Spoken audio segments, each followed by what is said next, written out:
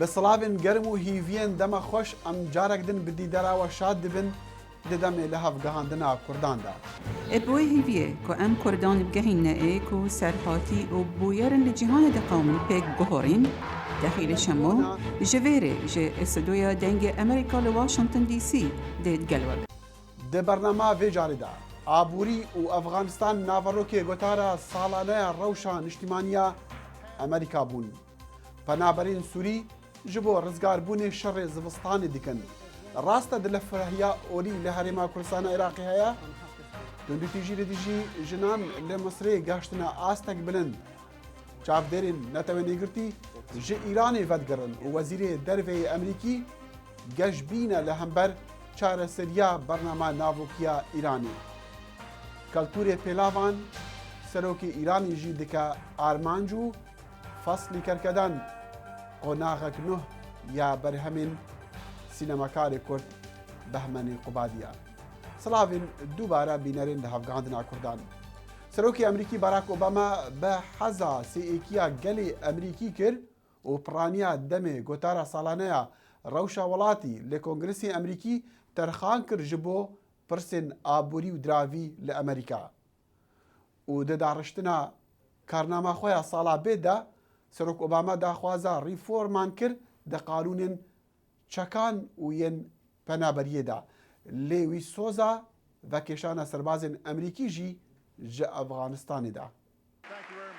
لە ئەمیانی وتاری ساڵانەیدا سەبارەت بە ڕەوشی نیشتیمان سەرۆک سەنگی خستە سەر ئەو بابەتانەی کە دەنگدەران بە بایەخداری دەزانن پشتی ده ساڵین سەرۆک ئۆباما دەڵێت هەتا ساڵی ئایندا 34,000 سەرباز کە بریتین لە نیوەی تەواوی ژمارەی هێزەکانی ئەمریکا لە ئەفغانستان دەکشێنەوە. ئەمەش وڵات یەکگرتوەکانی ئەمریکا دەخاتە سەر ڕێڕەوی کشانەوەی تەواوی هێزەکان لە ئەفغانستان لە ماوەی 2 ساڵدا. لە دەمێکدا هەوڵەکانی دابینکردنی مەشق و ڕاهێنان و تفاقی جەنگی بۆ هێزەکانی ئەفغانی لەلایەن ئەمریکاوە هەر بەردەوام دەبێت. هەندێک لە کۆمارەکان دەڵێن کشانەوەی هێزەکان زۆر درێژەی کێشاوە. Ez bawer dikim pêtiviya bi zûtirîn dem xwe ji Efganistanê vekêşin çûkî em li wir pareyekî zor xerc dikin pêtivî pê naketin. سەبارەت بە بوارەکانی کار بەڕێز ئۆباما ڕێگەیان ئابووری ئەمریکا 6 ملیۆن بواری نوێی کاری بزواندووە و بواری کڕین و فرۆشتنیش سەر لە نوێ بوژاونەتەوە. Ev erkê vî berebabiye بۆ bigerxistina bizava rasta geşekirina aborî Emerîka bi geşekirina Çîna navend. هەموو ساڵێک ئەندامان هۆڵی کۆنگرس پڕ دەکەن و میوانانیش لەو جێگەیە ئامادە دەبن. بەشێک لە میوانەکانی ئەمساڵ بە ئەزمموی توندوتیژی چەکدا تێپەڕ بوون. ئەوانشی هاوسۆز بوون لەگەڵیاندا قۆردێلەیەکیان پێوە بوو. سەرۆک پێی لەسەر ئەوەدا گرت کە قوربانیانی چەک چاوەڕوانن کۆنگرس چاکسازی لە بواری خاوەنێتی چەکدا ساز بدەن.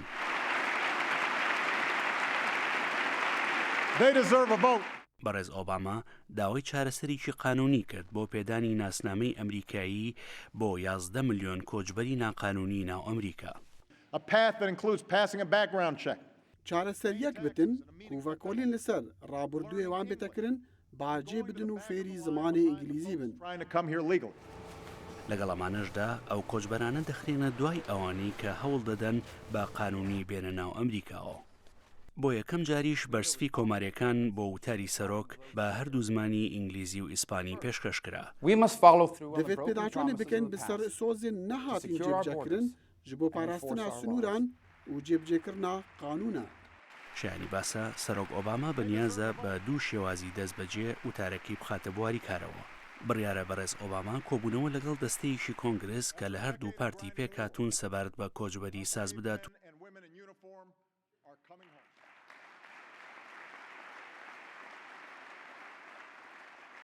û her diwê gotara xwe de Serok Obama gota rejêma Sûrî ew nikare xwe ji guhartinan la bide û ji ber kuştina sivîlan jî ew giraniyê dê li ser rejêmê bidomîne. Li heman dem wî ji Rekaberiya Sûrî jî xwest rêzê li mafên tevaya Sûriyan bigire. Van gotinan ne Rekaberiya Sûrî û ne jî penaberên ji welatî derdikevin dil te nakirine. Her çabitin jimara penaberên ji Sûriya derrevin geştiya 700,000 û ajansên alîkariya yên nifnetewayî gelek bi zehmetî pêdawîstiyên jiyanê digihînin wan. لوی روژا زوستانه لکمپ باب السلام پتر جده 1000 سوریان جشری رویان لیدجین و خباد بکن دارزگار بن. لسه مهن بوری جماروان دو قاد بویه. پرانیوان دراون اشبر گل بار کلنین هیزن رژیم اسد. پرانیوان لبند حوانگه هک بسلامترن لترکیه. حتی نهانی زیکی 200,000 سوری رویان ترکیه. هرچند روژا حکومت ریده چند صدق در باز بن. بری دو ماهان اف خانمه جعزاز رویای دیگر 9,000 رکن خواه. ما في يعني تعب تجي ما في وی گوت جیان زحمته خارن نینه آلی کاری و درمان ناگه نوان کمالا که آلی کاری ترکی خارنت گهین توان بله نبسه و آف کیمه ابشوه عرضت قرست و نه هر کسی سوپا گازه هیه وش بردو کلا صوتنا گلیشی بو گرم کرنه گل اکنا خوش کتنه لغ ما في فائدة بالمية مية دخوازن آوا باران راكن بري ذر وقولك بو هروها حريجي كيشايك مزنه حفت مهن احمد خطیب لوی کمپیه او باوردکه شر هیزن رژیم اسد و ایدرکه بریه دی درش بتو و کشتن دی بردوان بد. يعني بدنا اذا نزل هذا بالحرام هرقافا بشار الأسد نمينه هركس دي فقر مالا خواه لي حتى ويدمي تكس ناچه چدران نتایت گرتی دی بیجت جماره سوریان جشری ربیان گهشتی 7,000 و دیگل بردامی شری پتر و پتر درد کبن. بینران کاربدستن هریما کوردستان عراق دبیجن که مانین اولی له هریماوان آزادن لگرک جاران امج اندامن جواکن وان که مانیان دبهیسن کو زیدگاوی لسر مافین وان تی نکرن بو نمونه بری پتر جه مهکی کچکا نگهشتیا ازدیج عالیه خورتکی مسلمان و هاتا رواندن چند روزان دپی رجی خورتکی دی مسلمان کچکا مسیحی رواند هلبت لچند سالن بوری چندین رودان دین رواندنا کچان جواکن کمالین اولی لحرمی بونا اری راست لحرما کردستانا عراقی در فرهیا اولی هیا ما اف بحث دقل دو خانمین اندامن برلمان هرما کردستانی کرد. بتأكيد هر كمالجاه كده أتبجم ديك مكاسي هبن ده زاد قاوي هبن أفد جهة دلنا راحت يومية طبعا. سوزان خانم بحثها دلفرهية آيني لهرما كردستاني دكين. يعني الحرية الدينية هي أساساً مكفولة يعني في الدستور. آزادی اولاد دستور دهاتیه چه دستور عراق بتیان یه هرما کردستانه لیکن شاید جبجه کرنه دهیه و اگر آلوزی و زدگاوی هنه یاش من وره جدر وان جدر ویس نور عراقیه. المشكلة في التطبيق أحياناً. أبان خان تبيني سوزان خان بحثي هندي ديكتكو قانون هنا خلق دي باريزن أو لا عينا دي باريزن لينا إن جيب جيكرن يعني دور دا كماسي هيا و ام دبينين جي افدو كيسيد ما بحث كرين داس بيكي جي هطان هاكس بربرسيار ديار نبويا نهاتي نقرتن بباورياتا كي بربرسيار جفينا راستي أذا أركي حكمتي حكومت بخو ادفيتن يعني ديفتشوني بوفان كيسه هم يابكتن ابخواز بيجي ما كوتشاف ديرك نبتني يعني اف كي هردو كيس تبحث كان احتمال قال كيس ديجي كابن ديفتشون بونا هاد بيتكرني ابا واقعا كام دبينين براستي هرچندا يعني افريكا سردامي جلانا براستي ودفيتن يعني جيانا كا هجي طبعا خلكي ما هر جلك وهر نتوايك وهر اولك طبعا بارامي وبخير وخوشي طبعا بجيتن بس حكومات وان قانونيت كل برلمان هاتينا دانان باش درست جيب جناكتن ما قلت انا بس بوفيبتني بوجالك تشتدجي فعلا يعني كماسي ما هي جيب جيكرنا قانون خان مدريد اسبسيال كتبكم توكو خانمك مسلمان واندام برلمان هرما كردستان سر لسته اسلاميه قلتو اسلامي قالك خلق كيف وانت يعني قالك خلق واسع شرفت كان اف بتشكنا يعني اف كسي نجاشتي شو نبونا بصرمان بتخوش يكينا بصرمان بيبت بصرمان نخير هر يعني حتى ايك بيت اسلام بصرمان ان هر تشتكي دجي ما مبدأك القرآن ده لا اكراه في الدين تعدايك ام قبلناك تندو تجد در حق هر كسا كده ام ردت كاين براستي ام قلبي چند دانين هر كسا كي ازاده بو بيرو بو چون تخو بو اين خو بو ممارسه معتقد خو هر كسا كي ازاده ازادانه طبعا بدي بكتن مسيحيه هرما كردستان عراقي از قالك جاي دبي اسم غازن دادكن قال لك غازن دادكن ايش بارتي دا صلاة درجة حكوماتية تبيش برشي احتمال يعني قد يكون أنه غالبية المسيحيين يعني براستی دیاره پرانی مسیحیان سال پیش 2003 جه باشرن عراق روین و خل باشرن هرمه گرتن. إلى داخل الإقليم. يعني فالظروف باشتي جدجين السلام موجود. آشتی هەیە لێ ڕوویدانی زاخۆ لە مەخە 12 ساڵە 2011 و ئەنجامتوان لەسەر مەسیحیان پشتی سۆتنا دۆکانên wan û êzîdiyan xelk nerahet kir. Çonku aynî wêneyên bajêrên diyên Iraqê li dijî wan vegerandine herêmê. Dema ew ji berbaweriya xwe ya Olîd hatin tengavkirin. نفس الصورة لما كانوا عليه في بقية المحافظات. حکومەتە هەرێما کوردستانی دەوێت چ بکەن هەتا ڤانزی دەگاڤیا لەسەر ڤان کەمە نەتەوا و کەم ئاینیان ڕاوەستی بتن دەوێت چ بکەن ام تمناها هندت كاين كو فعلا ياسا سرور بتن وازمونا هريما كردستاني روج بروج بيش بكابيتن وخلك كردستاني بهمينه تو اولفا فعلا يعني سرفرازي وجيانك يا بخير وخوشي طبعا ببانا سري اكان برخ بديني رخ كده يعني دستوري دا ما قلت كفل حقي ويا هات يكن البرلماني وجود اخويا هاي فراكسيون خويتين اما جاب ريدانه زاخو هتكرني براستي چونكي اجيك وكلا انا كسياسي بمعني ما دبيشم اول زاخو ريداي بار چه پیوندی پلان دینی و نبویا آینی و نبویا بقدر ما ممارسه براستي بوياكو امجيك وكلانا كاسلامي الويري وبرايه مسيحي جي بيك فان بوينا قربانيه خلتياكي ان صراعك حزبي الويري براستي خانم بيان برواري عندما برلمان العراق جلسة يقرتو اسلامي وخانم سوزان يوسف خوشابه جي انجمنا قال سريان كلدان واشري قال سباسيواتكم سپاسدەکەم. بەێ بینەران لە هەفتیابێتن ئەمێ پرسیاری جدو ئەندامین پەرلەمانی هەرێما کوردستانی بکەین ji lista کوردستانی و lista گۆڕان کە ئەگەر ڕەفتاری وان بە هەڤڕە تەندروستە یان ژی سەرەدەریاوان بە هەڤدوڕە دژمنکاریە و ئەم ji بەحسێ توندوتیژیان لە هەمبەر کێمانیان ئۆلی لە هەرێما کوردستانی بەرەف توندوتیژیان لە دژی ژنان لە مسرێ بچین بلندبوونا ئاستێ زێدەگاڤیên سەکسی لە دژی خانمان لە مسرێ نەڕەحەتی دناف خەلکێدا پەیدا کریە و کۆمەڵێن نێفنەتەوەییên مافê mirovan van kiryarان şermezar dikin. Berevvankar dixwazin tawanbarên van zêdegaviyan bêne cizakirin. Ji destpêka serhildana berî 2 salan heta nerazî bînin dijî serokê niha Mihemed Mursî jin hêvênên şoreşa Misrê bîn. Ew li rêza pêşiyê bîn lê ew hem zehmetiya dibînin hem jî dikevine bergefeyan.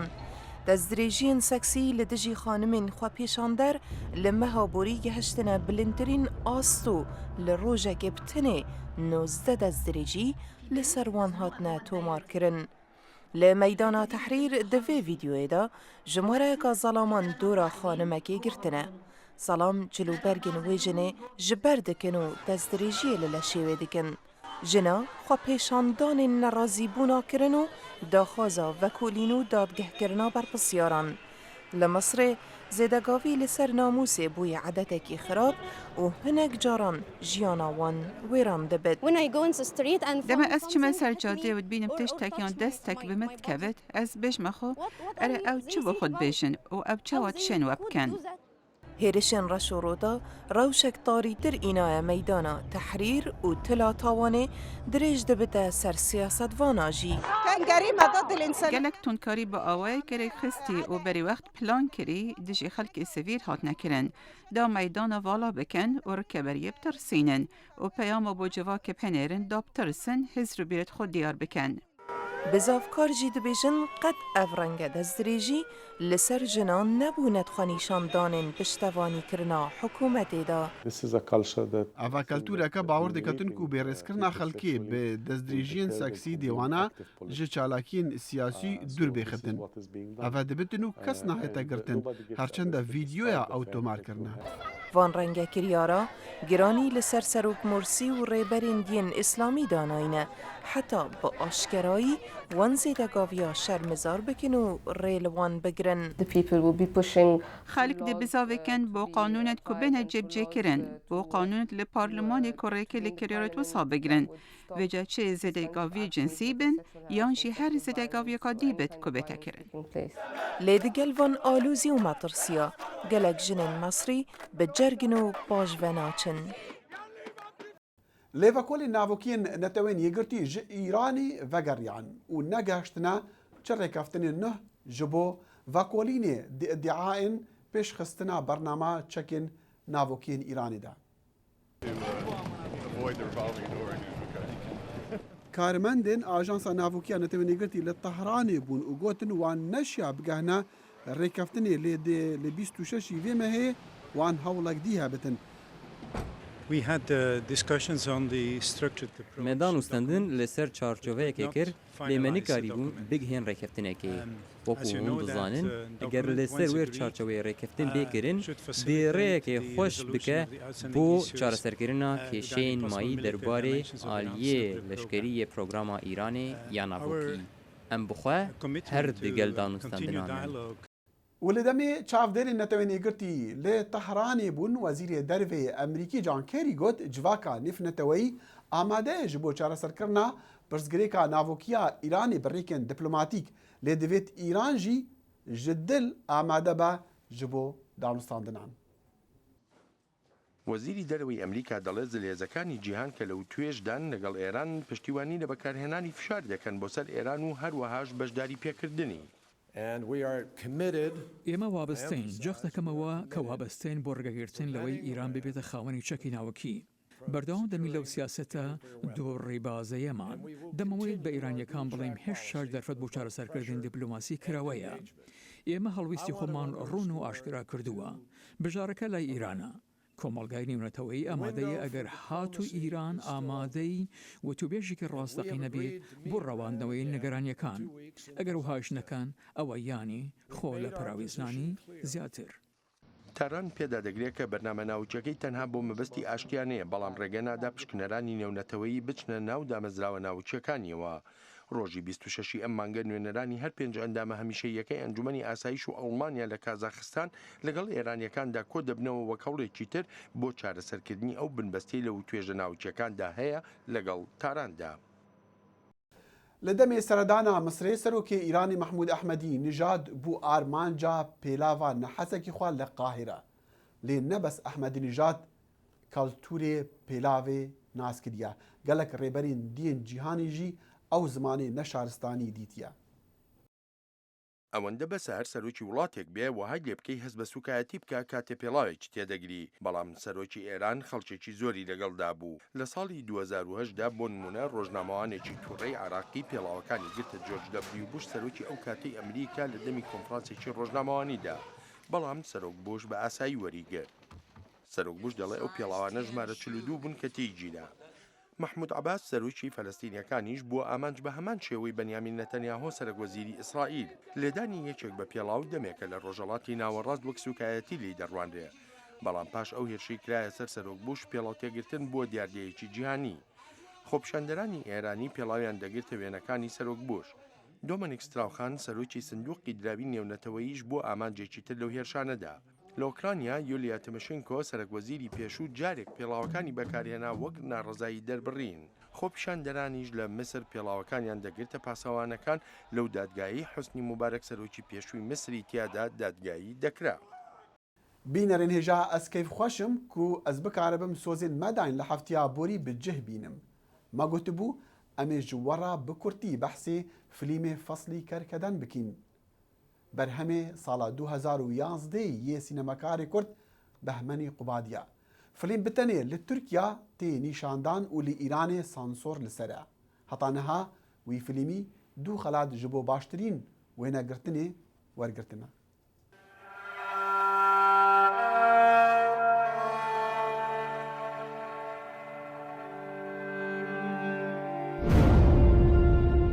عنکبوتی سر میرسد.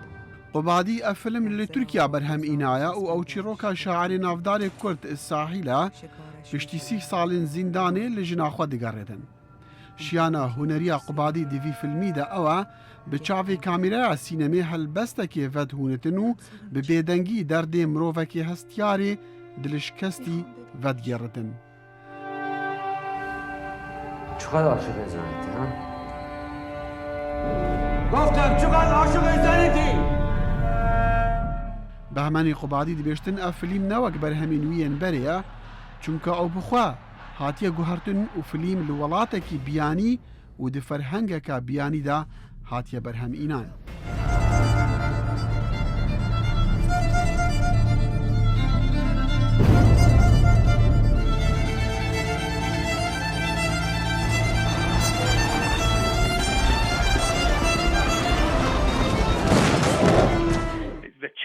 قوبادی دبیشتن فیلم هەلبەستە کە نەتەمام کریە وی دەوێتن بینەر وێژ خۆرا تەمام بکەتن. ساڵی کە بیرون بودم فیلم داستانە شاعرێکیە 30 ساڵین ژیانە خۆیان خۆرتینیە دزیندانە ڕژێمە ئیسلامیە ئیرانیدا بۆراندیە.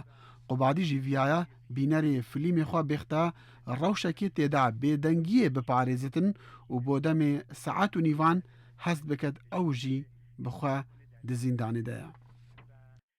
ئەکتەرێ ناودارێ ئیرانێ بهرۆزی ڤسوقی و ئەکتەرە ئیتالی مۆنیکا بلوجی ڕۆڵێن سەرەکە دێ فیلمیدا دبینن و هەتانها بتنێ لە تورکیا هاتیە نیشاندان. پار فەسلی کەرکەدەن دوو خەڵات ji بۆ باشترین وێنەگرتنی برنە لە فستیڤالên سینەمایên cîhanê. Filmê feslî kerkedan lê Îranê hatiye qedexekirin lê Qubadî mafê nîşandana wî daya dengê Amerîka. Ji bilî vî berhemî Qubadî çendîn filmên dî jî berhem înane weke Satêk bû mestî espekan li sala 2000ê, Nîva heyvê 2007ê, Stranên dayîka min û Kuysele jî difirin li 2004ê.